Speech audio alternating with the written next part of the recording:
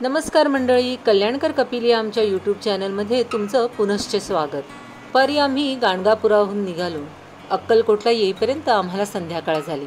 अक्कलकोटला आल्यावर थोडेसे फ्रेश होऊ आणि मग स्वामी दर्शनासाठी निघू असे ठरले. एका दिवसात गाणगापूर आणि नंतर अक्कलकोट, तेही विदाऊट स्टे. त्यामुळे हा खूप दूरचा प्रवास होता. गेल्या वेळी जेव्हा आम्ही आलो होतो ना, तेव्हा क्रिसमसची सुट्टी होती, हिवाळा होता. त्यामुळे इथे मंदिरात सुद्धा खूप गर्दी होती. त्या मानाने आता खूप शांतता आहे आणि तेवढी गर्दी नाही आहे. पुन्हा एकदा ते सगळं भारावलेलं वातावरण वगैरे हे सगळं अनुभवायची आम्हाला संधी मिळाली, तेही एका वर्षाच्या आतच. यासाठी मी स्वामींची खूप कृपाभिलाषी आहे.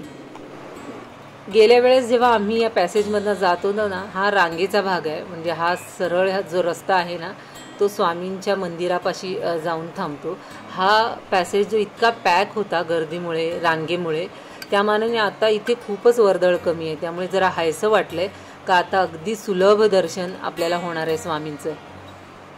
दुतर्फा लागलेल्या दुकानांमध्ये तेवढाच झगमगाट होता.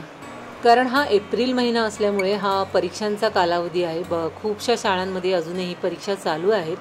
कपिलची मात्र आमची परीक्षा झालेली आहे. CBSE बोर्ड असल्यामुळे लवकर परीक्षा होते आणि त्याच्या सुट्ट्यांना धरूनच आमचा कधीही प्लॅनिंग असतो. चला पहा, चालता बोलता आपण स्वामींच्या दाराशी कधी येऊन पोचलो ते कळलेच नाही. चला आपण दर्शनासाठी जाऊ. स्वामींच्या राऊळात पाऊल टाकताच आपल्या मनमंदिरामध्ये एका विलक्षण शक्तीचा जागर सुरू होतो.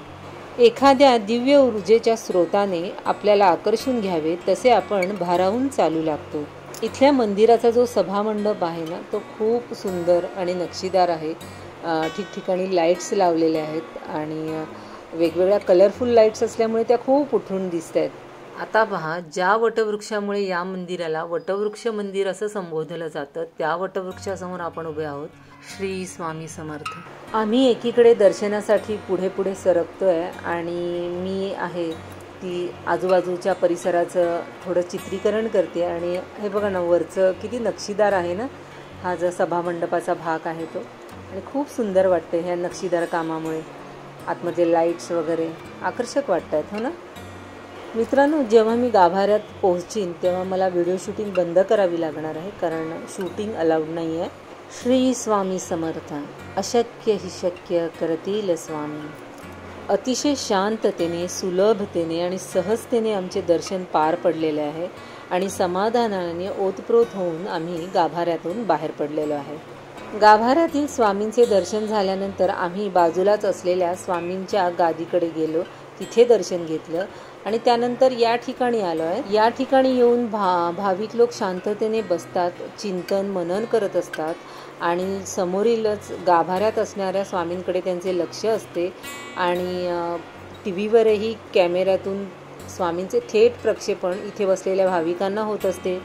या वास्तूचे वैशिष्ट्य असे की या वास्तूमध्ये चित्रीकरणाची सुरुवात तुम्ही कुठनंही करा, कुठल्याही कोपऱ्यातनं तुम्ही चित्रीकरणाची सुरुवात जरी केली तरी प्रत्येक कोपऱ्यात, कानाकोपऱ्यामध्ये तुम्हाला स्वामीच स्वामी पुरून उरलेले दिसतील.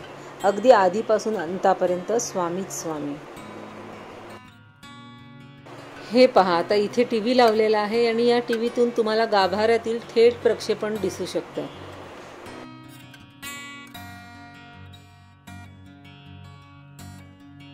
आता छानपैकी आमचे दर्शन वगैरे झालेले आहे आणि आता आम्ही मोर्चा वळवला आहे थोडीशी खरेदी करण्यासाठी. कारण घरी नेण्यासाठी थोडा प्रसाद घ्यायचा होता. कपिलचा हट्ट होता, त्याला अंगठी घ्यायची होती. आणि असं खरेदी करता करताच माझं लक्ष या मूर्तीकडे गेलं. इतकी सुंदर मूर्त आहे. वटवृक्षाखाली बसलेले स्वामी महाराज किती सुंदर दिसत आहेत पहा.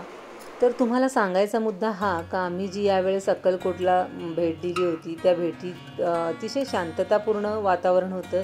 अजिबात गडबड गोंधळ नव्हता. हा गायवासूचा स्टॅच्यू तर पहा किती सुंदर आहे. मला व्यवस्थित अगदी शूटिंग करता येत होतं. दीपमाळा पण पहा किती सुंदर सजवला आहे. आणि हा आहे देणगी कक्ष. या देणगी कक्षाच्याच पाठीमागच्या साईडला महाप्रसादालय आहे. ही त्याची समोरची बाजू. हे पहा, हे आहे शिवस्मारक आणि बाजूला उद्यानसुद्धा आहे. पण त्या उद्यानात आम्ही वेळेअभावी जाऊ शकलो नाही, कारण आम्हाला समाधीस्थळाला सुद्धा भेट द्यायची होती. हा बघा, हा जो रोड आहे ना, तो जातोय स्वामींच्या समाधीस्थळाकडे. स्वामींचं हे समाधीस्थळ हे स्वामींच्या वटवृक्ष मंदिराच्या पासून थोड्या अंतरावर आहे. साधारण एक अर्धा किलोमीटर अंतरावर असेल हे. आम्ही त्या ठिकाणी पोचलो तेव्हा सांज आरतीची वेळ झाली होती आणि आरती अगदी चालूच होती. तोवर आम्ही पोचलो आणि आम्ही स्वतःला खूप नशीबवान समजतो का त्या आरतीच्या वेळी आम्ही तिथे उपस्थित होतो आणि त्या भारलेल्या भक्तिमय वातावरणाचे आम्ही एक भाग होतो.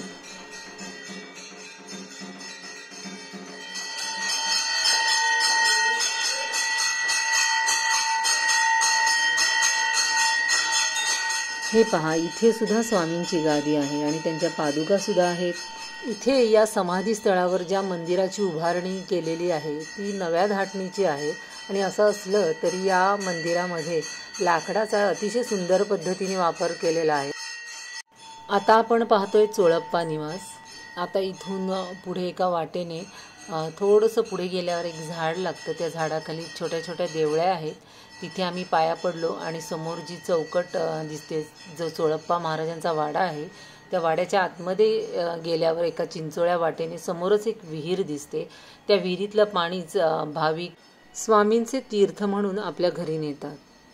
इथे या विहिरीमध्ये पालापाचोळा वगैरे पडू नये म्हणून छानशी जाळी लावलेली आहे, मोटर लावलेली आहे. मोटरद्वारे नळाला या विहिरीचं पाणी येतं आणि आपण भाविक हे आपापल्या बॉटल्स भरू शकतो. आणि पाण्याचा अपव्यय टाळावा या हेतून या विहिरीला कॉकही बसवलेला आहे. हे बघा, ह्या मी ज्या बोलत होती ना, छोट्या छोट्या देवळ्या आहेत झाडाखाली, त्या ह्या देवळ्या आहेत. आम्ही गोल प्रदक्षिणा मारून या सगळ्या देवळांमधील देवांचा आशीर्वाद घेतला आणि पुढे निघालो.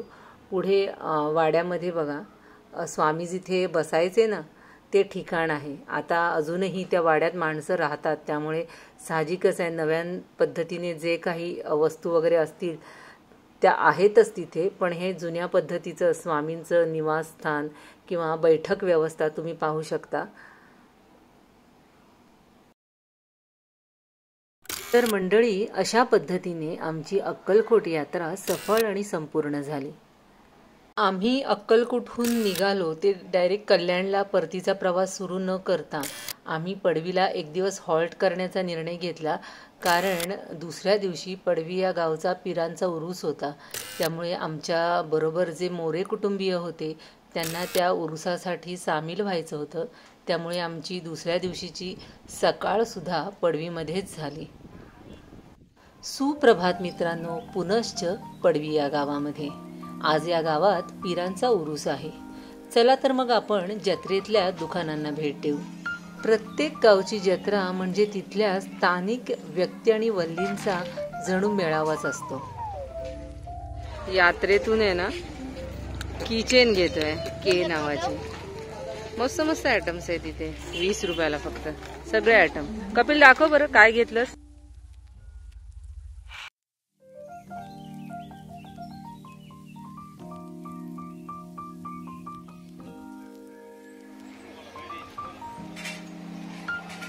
आजच्या 2 दिवसांचा आमचा प्रवास म्हणजे खूप ठिकाणी आम्ही फिरलो. आम्ही मुक्कामास दोन्ही दिवस पडवीला होतो आणि आज आम्ही इथे मुक्कामी आहोत. त्या दिवशी इथल्या पीरबाबांचा उरूस आहे, जत्रा भरली आहे आणि पाहताय तुम्ही जत्रेतली दुकानं वगैरे.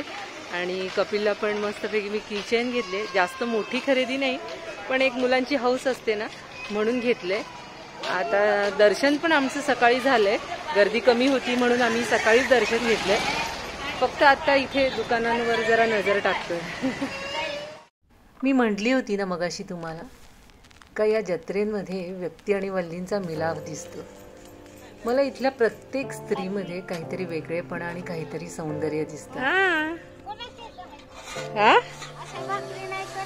करते, पण आमच्या कशा गॅसवर असतात ना.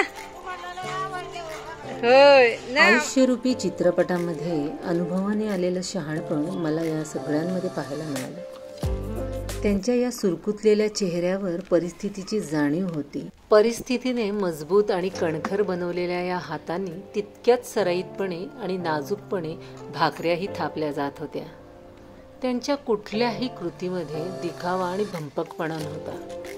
कोणीतरी आपलं शूटिंग किंवा फोटो काढतंय म्हणून दाखवली जाणारी कृत्रिमता त्याच्यात नव्हती. अगदी सहज होत होती कृती. आणि तितक्याच सहजतेने तयार होत होत्या या भाकऱ्या. आता आम्ही आलो आहे पिरांच्या टेकडीवर.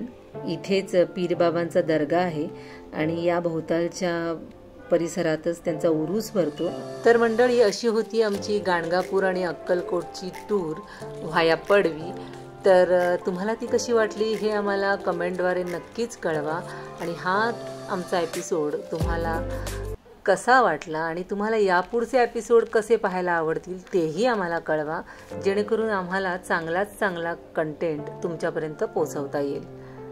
पडवीवरून निघताना आम्हाला हे लव्हेंडर कलरच्या फुलांनी बहरलेलं, पूर्ण डवरलेलं असं झाड दिसलं. ते मला खूप सुंदर वाटलं, म्हणून याचं मी चित्रीकरण केलं आहे. आणि आता आमचा परतीचा प्रवास सुरू झाला आहे. पुन्हा आम्ही ऑलमोस्ट गाठलं आहे आणि आता आम्ही घरच्या दिशेने निघतो आहे.